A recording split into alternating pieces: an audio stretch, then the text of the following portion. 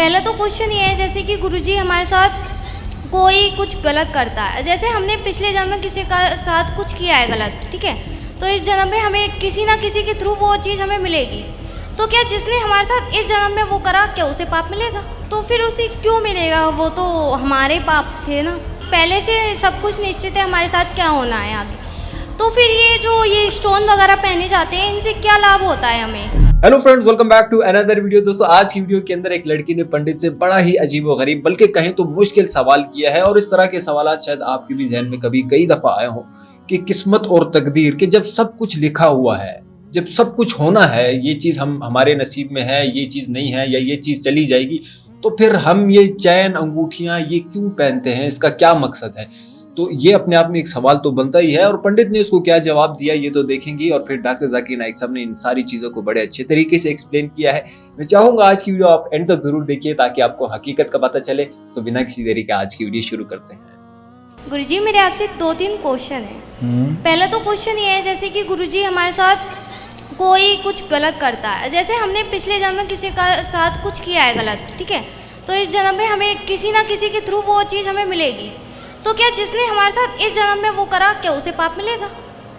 वो पाप का अधिकारी होगा, क्यों नहीं होगा। जो आपके साथ झूठ और छल का भी व्यवहार करे तो वो भी पाप का भागीदार है। आपको तो जो मिल रहा है, हमें और आपको अपने कर्मों का, वो तो मिल ही रहा है, पर आपने किया तो वो आपका अपना हिसाब किताब अलग हो गया, वो तो मिलेगा ही। तो फिर उसे क्यों मिलेगा? वो तो हमारे पाप थे ना। उसको ये अधिकार किसने दिया कि आप इसका दिल दुखाओ? उसको अधिकार किसने दिया कि आप इसके साथ बुरा करो? दूसरा क्वेश्चन ये है जैसे कि पहले से सब कुछ निश्चित है हमारे साथ क्या होना है आगे, तो फिर ये स्टोन वगैरह पहने जाते हैं, इनसे क्या लाभ होता है हमें? स्टोन का केवल इतना लाभ होता है कि ये हमें एनर्जी देता है कि जिस भी स्टोन को आपने धारण किया है उसमें 2 शक्ति होती हैं, एक पॉजिटिविटी, एक नेगेटिविटी। तो यदि आपकी राशि की अकॉर्डिंग सही आपने रत्न पहना है तो वो सारी शक्तियों को इकट्ठा करके और आपको शक्तिशाली बना देगा। हर चीज़ अपना गुण छोड़ता ही है। जहाँ पर केसर होगी वहाँ खुशबू रहेगी ही रहेगी, कपूर जहाँ होगा वहाँ उसकी खुशबू गंध रहेगी ही रहेगी, जहाँ मलमूत्र होगा वहाँ दुर्गंध रहेगी, क्योंकि वस्तु जो है वो अपना प्रभाव दिखाएगी दिखाएगी दिखाएगी। हर चीज़ अपना प्रभाव दिखाती है। मेरे हाथ में तुलसी है, ये भी अपना प्रभाव दिखाकर रहेगी। मैं आपसे ये जानना चाहता हूँ कि जैसे सिख धर्म में ये माना जाता है कि किसी व्यक्ति की मृत्यु हुई है, वो कहीं ना कहीं फिर जन्म लेगा, क्या इस्लाम इसको मानती है? नहीं, कहीं ना कहीं ने सिर्फ एक जगह लेंगे, आखिरी नेक्स्ट जिंदगी।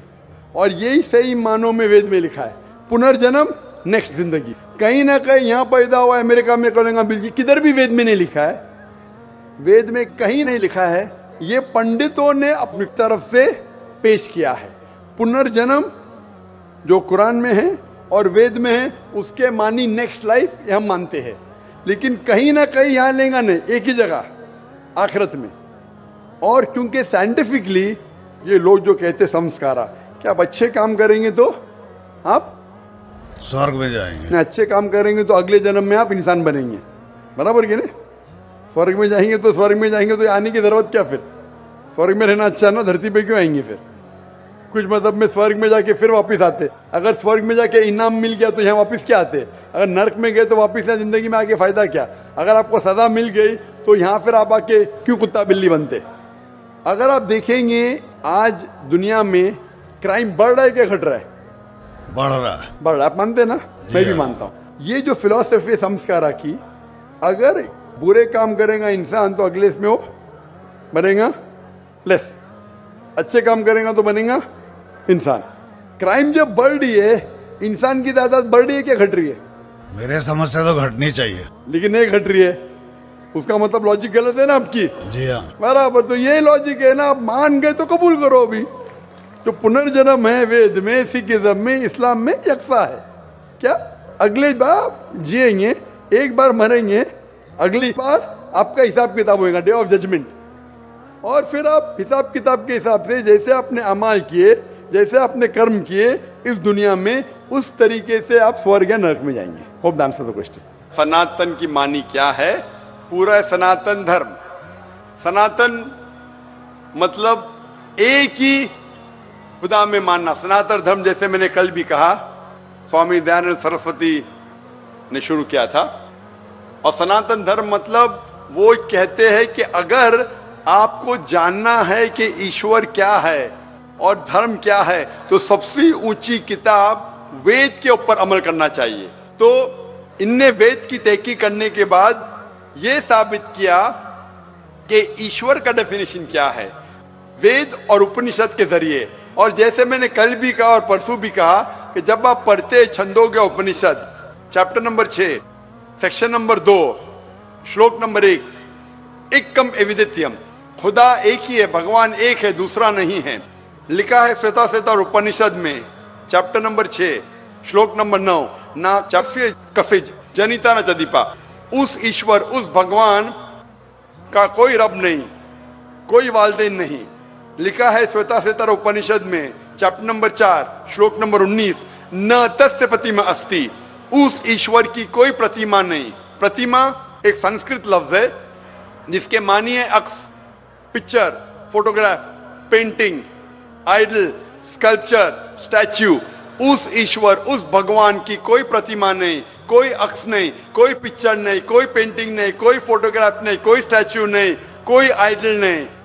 यही चीज लिखा है यजुर्वेद के अंदर चैप्टर नंबर 32 श्लोका नंबर 3, न तस्य प्रतिमा अस्ति, उस ईश्वर, उस भगवान की कोई प्रतिमा नहीं, कोई अक्स नहीं, कोई पिक्चर नहीं, कोई पेंटिंग नहीं, कोई स्टैच्यू नहीं, कोई पोर्ट्रेट नहीं।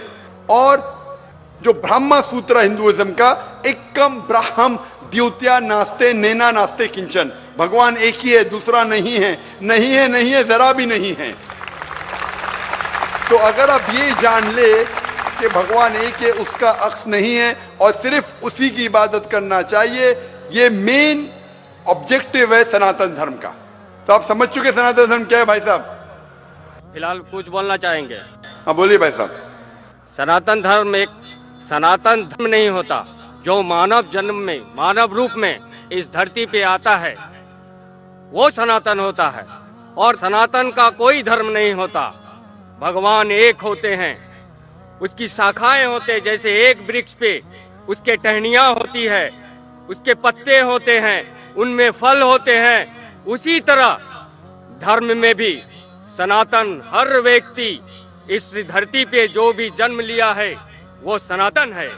उसका ऊपर वाले को मानने वाला जो व्यक्ति होता है उसकी शाखाएं अनेक होते हैं। भाई साहब, भाई साहब, ईसाई है, भाई साहब, जो भी आप बात करते हैं, मैं जो बात करता हूँ हवाला देता हूँ, वेद यजुर्वेद चैप्टर 32 श्लोक नंबर 3। कुछ भी बोलूं, मैं बोलूं 2 + 2 5, 2 + 2 6, तो मुझे हवाला तो देना पड़ेगा ना। आप जो बोल रहे कुछ कुछ लिखा है मनुस्मृति, इसके अंदर जानता हूं मैं जो बात कर रहा हवाला दे के एकदम ब्रीफ में कह रहा हूं। आप जो बोल रहे, मैं ये नहीं जानना चाहता हूं आप क्या मानते हैं। इसीलिए मैंने कहा कि धर्म को जानने के लिए धर्म के मानने वालों को मत देखो, धर्म के शास्त्रों को देखो। तो मैं यह सुनने के लिए नहीं आया हूं आप क्या मानते हैं सनातन धर्म में। मैं ये जानना चाहता हूं आपकी धार्मिक किताबें क्या कहती है। अगर मैं हर एक की बात सुनने लगूं, या लाखों लोग हैं, 5 से 10 लाख का मजमा है, कि वो क्या कहना चाहता है, तो फायदा क्या है। आप समझ रहे ना। तो जो भी आप जवाब देते हैं, अगर आप कहते हैं तो आप हवाला भी दो। आप हवाला दो भगवत गीता का, उपनिषद का, वेद का, फिर बात करो। खाली बात करने में क्या फायदा। हवाला दीजिए, बात कीजिए, फिर आपको पता चलेगा क्या सही और क्या गलत है। तो जी हाँ दोस्तों, वीडियो आपने देखी। होपफुली आज की वीडियो आप लोगों को जरूर पसंद आई होगी। मजीद इसी तरह की वीडियोस देखने के लिए हमारे चैनल को लाइक, शेयर और सब्सक्राइब करना बिल्कुल मत भूलिएगा। मिलते हैं एक और वीडियो में, तब तक के लिए दीजिए इजाजत। अल्लाह हाफिज।